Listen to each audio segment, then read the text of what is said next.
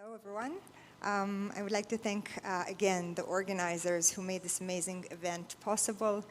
So thank you, Idan, thank you, Viviana, and thank you, Tova and Sami, for inviting us to speak here, and thank you to all the previous and future speakers that I'm really honored to share this stage with you. And today, I would like to start with a question. So what makes us a social species? Humans are an incredibly social species, more than others. And sociality has been defined in many ways in the literature because humans, we cooperate with each other, we form pair bonds with selected individuals, and we bear and care for our children for extended periods of time. So these are all definitions for social species, but today I want to define sociality, or a social animal, in a different way, and say that social animals are animals that cannot survive without the presence of another conspecific, of someone else from the same species. And so the evolutionary plan really relies not only on the biology of the individual, but it considers the presence of the physiology of other individuals in their environment. And if we think about this definition, then all birds and mammals are social to some extent, because newborns cannot survive without at least one dedicated caregiver. And then they depend on caregivers to regulate for them almost every aspect of their physiological processes, and this is a term I call allostasis. And this includes their energy balance, their immune function, their temperature, their autonomic nervous system. And we see that caregivers invest a lot of care in regulating allostasis in their infants. We see this starting from pregnancy, where the infant's physiology completely depends on the caregiver. But this does not stop at once with birth. Parents continue to continuously regulate their infant allostasis. They feed the infant, and by feeding, they regulate their energy, but also their antibodies in their plasma, their immune function, their microbiota.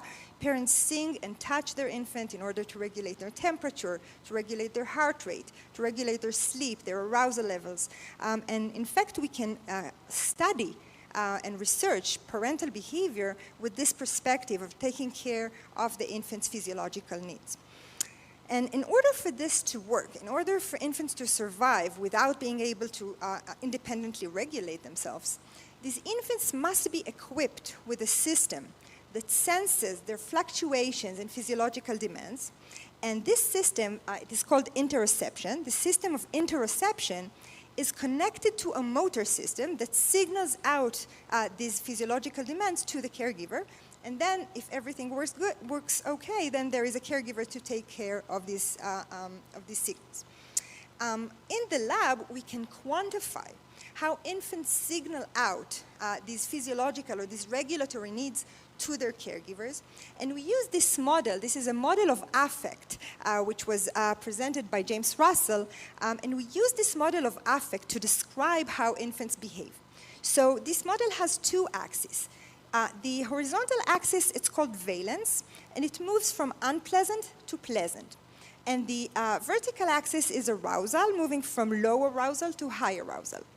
We can think about moving leftward on the horizontal axis as a deviation from regulatory balance, like pain or hunger, and moving rightward as regaining regulation, or even have a positive deviation in allostatic balance. And we can think about this vertical axis as the amplitude of deviation, such that a negative allostasis deviation can have a mild amplitude, or it can have a very dramatic amplitude, and the same goes for the right side of the space. Now, when everything works properly, parents are super attentive to these very subtle cues of their infant, because parents don't wait for the infant to scream. They feed them way, way before they scream, because they're very attentive to very subtle cues that the infant sends. And we wanted to see which neural mechanism in parents enable them to be very sensitive to these regulatory demands of the infant. So this is Shira. She's one of the babies in our study. I'm going to press play, and you will see Shira play. And you will also see how we code her behavior here with this tool. Is there sound? When Shira is engaged and interested, you would see a minor deviation to the right. When Shira is frustrated, you would see a deviation to the left.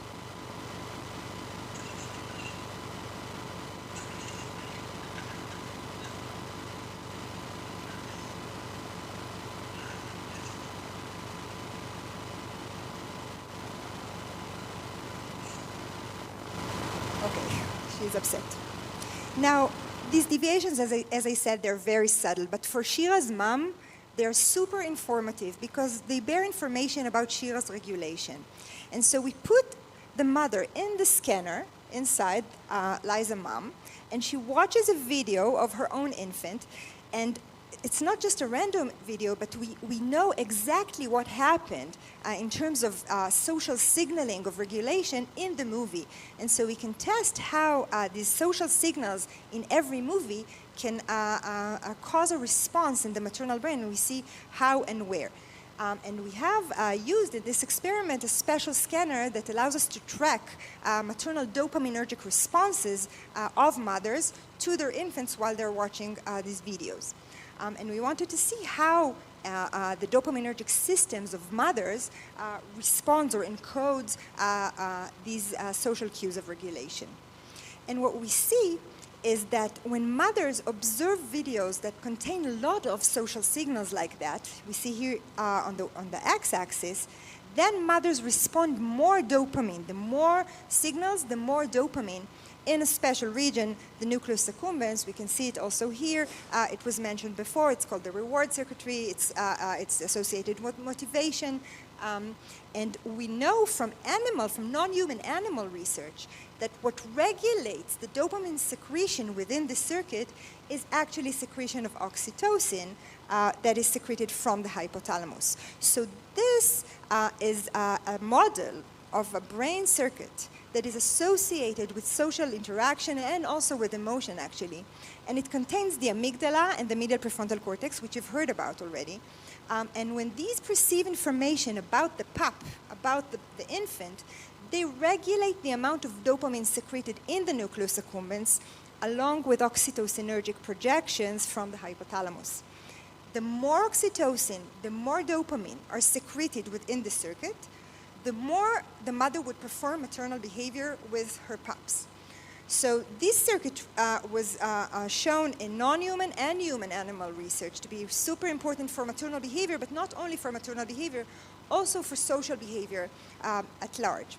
And so we ask, if this is a system that is crucial for social interactions, does this mean that infants has to be equipped with the system at birth in order to survive as a social animal? And when we look at newborn's brain, we actually see that the answer is no. This is a fMRI, resting state fMRI of newborns. And what we do see intact in newborn's brain are sensory and motor control networks. What we do not see in newborns are two important features. The first is long-range connections that connects distal parts of the brain. And the second is multi-modal association.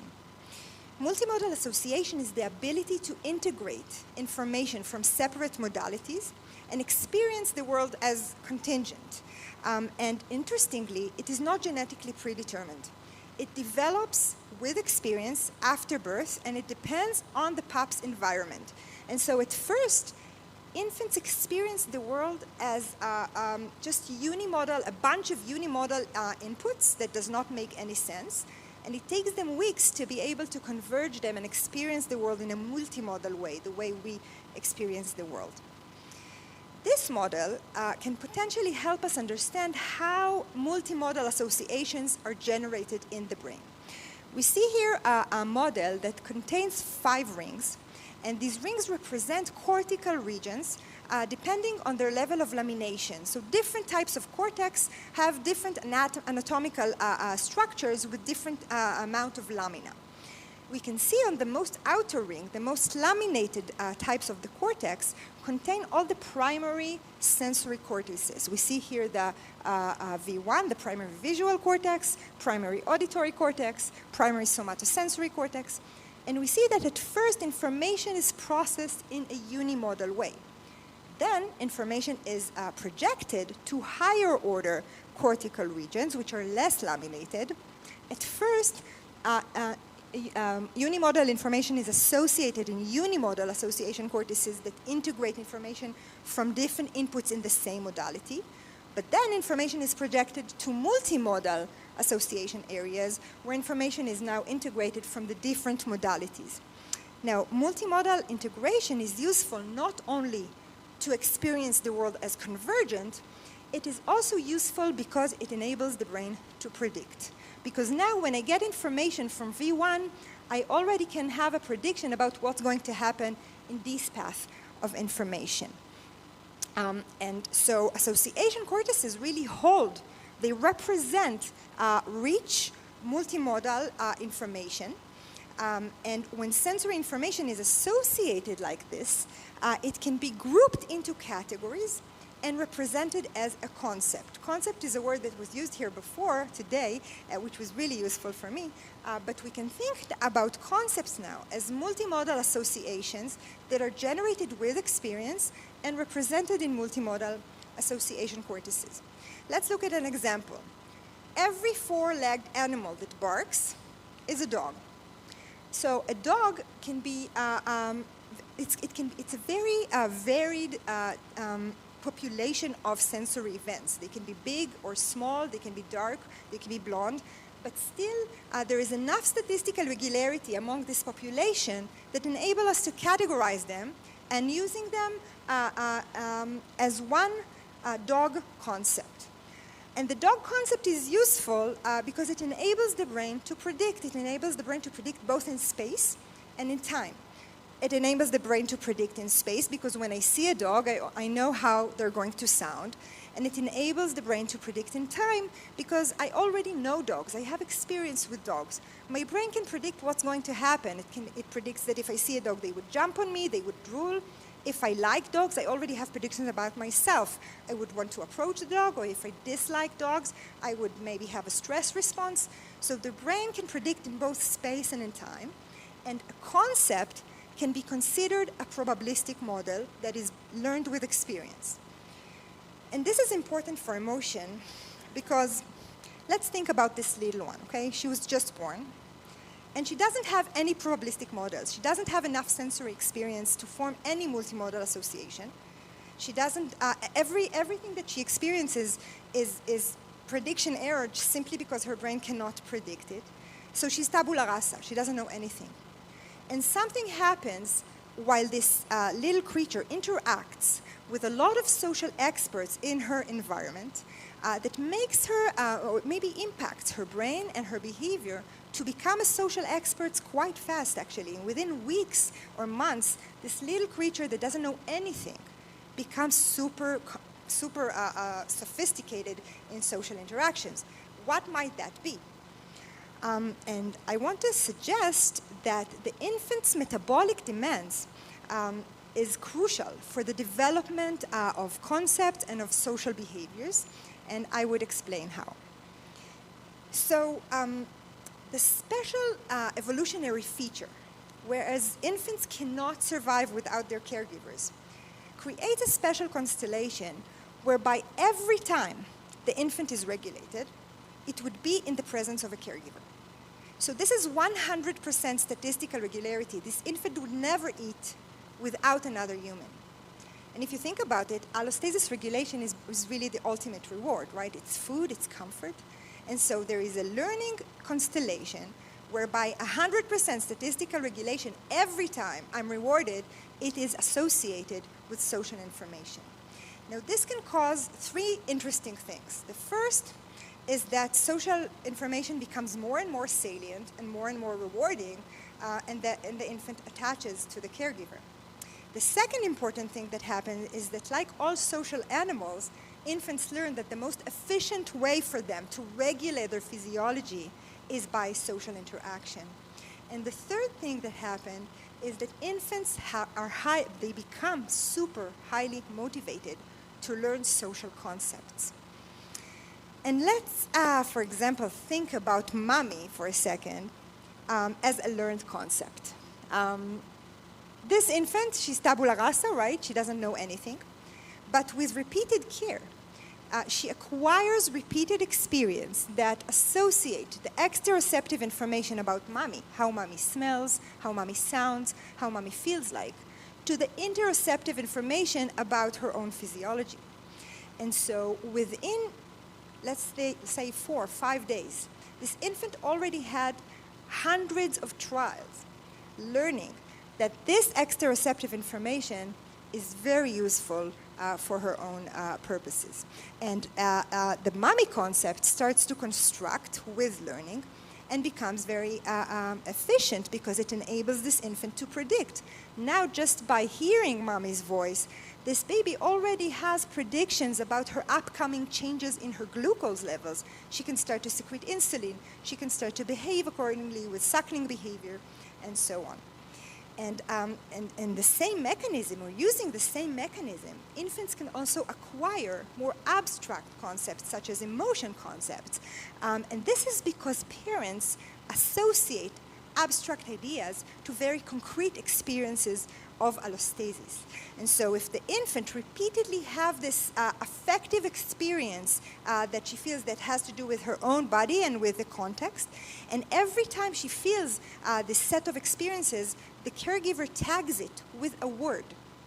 And so an entirely abstract stimulus, like a word, becomes very meaningful because it is associated with allostasis, basically. And just like the dog concept, emotion concepts, they're not a prototypical event. They're a series of populations where a series of events that parents tag with this abstract idea or a concept become very meaningful. They have a lot of utility because, as we said, concepts are useful because they enable the brain to predict. And just like Maya described, just by using a concept, just by having a concept of an emotion, this already has some regulatory features because it helps the brain to predict, to anticipate, and to organize this allostatic experience that happens within their body and what's going to happen next in social interactions and in the environment. And so, like all multisensory events, emotion concepts are represented in multimodal association areas. They are acquired by learning, and if we look at the association cortices, at multimodal association cortices in the brain that we know are associated with emotion processing and with social processing. For this, in this example, it's the anterior insula, the anterior part of the insula. And if we look at the anatomy of this region, and we look where it's connected to, we see that it's actually connected to all types of primary sensory cortices. We see here the somatosensory cortex, the V1, and it is also connected to the primary interoceptive cortex in the posterior part of the insula. And we think or propose the hypothesis that perhaps when we see this anterior insula activation during an emotional task, perhaps what it's doing is integrating and predicting information that is associated from interoceptive sources and from exteroceptive sources. And this is true not only for the insula. We see that neural circuits that participate in emotion processing include regions that has to do with control of allostasis in the body, regions that coordinate sensory information and motor control, and these are all integrated in association cortices in different parts of the brain. Some of them you can see here. And given such an efficient learning environment, we want to propose, again, the hypothesis that we see that newborns are born without this infrastructure that supports emotion processing in adults, and we know that they develop it while this happens repeatedly. And so these are circumstantial evidence that while this happened, this also happened. But there are also hard mechanistic evidence that show that experience in early life, and especially in the context of care by the caregiver, determines the phenotype, the function of the brain in these regions and in these circuits in adults in a long-lasting way. And with that, I would end. I would thank you for your attention and my lab members. Thank you.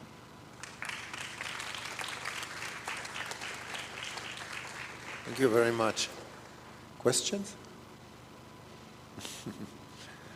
Okay. So, there.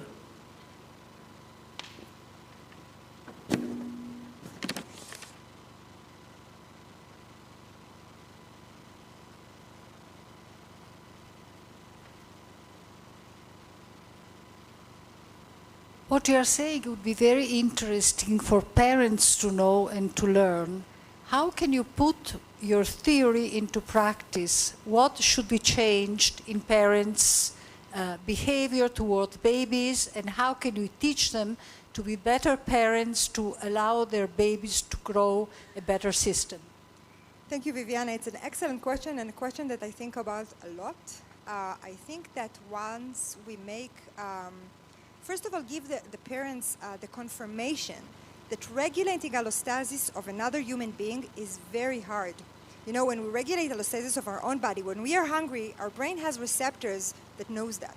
But when we need to regulate hunger or pain or any other need in another human being, it's very hard. We need to be very attentive. We need to be very active about it. And so I think, first of all, giving parents the confirmation that regulating allostasis 24/7 in an infant is a very robust task, that's one thing. Another thing is to provide parents with the tools that help them even understand that this is what they're doing, because parents are not necessarily aware that this is what they're doing, how time-consuming it is, how anxiety raising that could be. And so this is one thing. This is the second thing. The third thing is that we can, the same way we measure how infants behave with their parents, we also measure how mothers and fathers regulate their infants. Fathers and mothers use specific strategies to regulate the infant's allostasis, and we know what strategies are more efficient and what less, and we can educate parents about that.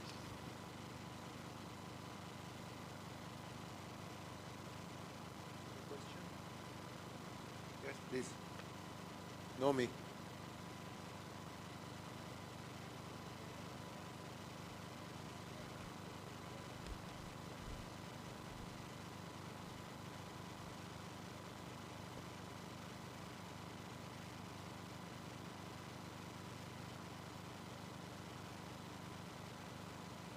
Did you ever look at the effects of siblings or the role of siblings in this type of learning? Not yet. Right now, all of this research is mainly based on mothers. Up in line are fathers. And siblings are also super important, I think, especially in the, a little later ages. Maybe one more follow-up. And coming from the guilt of a mother, so how would that compare to a caregiver who's not a parent? That's a really good question, too. I think that, so my educated guess or hypothesis would be that anyone who's very attentive and very focused at regulating the infant's allostasis would do it perfectly. So I don't think, I think that pregnancy and birth provides a mother with a certain advantage in being in that specific mindset that helps her be very focused on her infant, because when she breastfeeds the infant, it also regulates her own allostasis. But if it's an adoptive parent or a father, I think they can get there quite quickly. So once you have a baby put in your lap telling you you're in charge of their life, you simply perform. And I think once you perform, the parents' brain are plastic as well, and I think they would perform as well. It doesn't have to be mommy.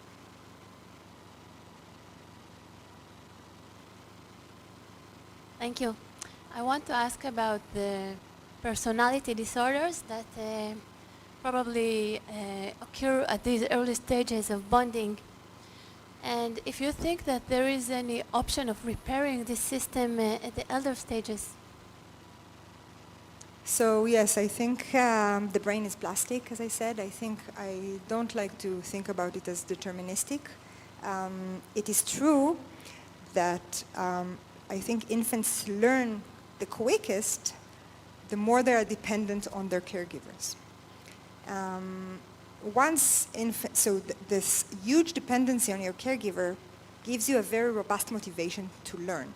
And this is why what you learn at very early age is very stable, and it's very hard to change it later on, because later on human beings become less dependent on their caregivers, so their motivation for learning is not life or death now, and the learning curve, I think, slows down.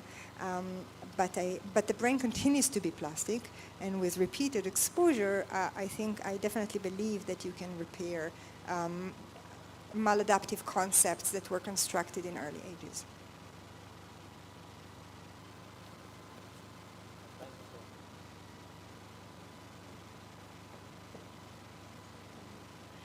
I wanted to ask about, you said that it's not born, this social interaction, but breastfeeding is immediate, right? So, Thanks. I think, of course, there are features that are has to be innate.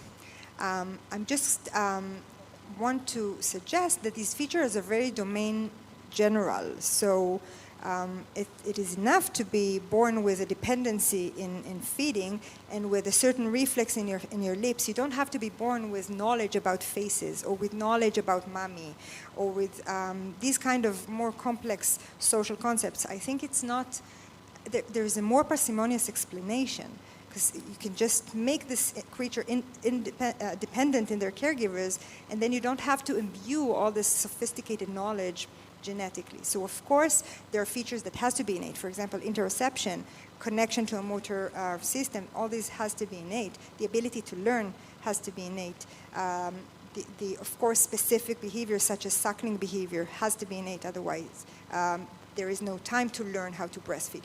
You have to breastfeed once you're born. I just think that the innate features are much more domain general that is usually considered. Thank you very much, Shir.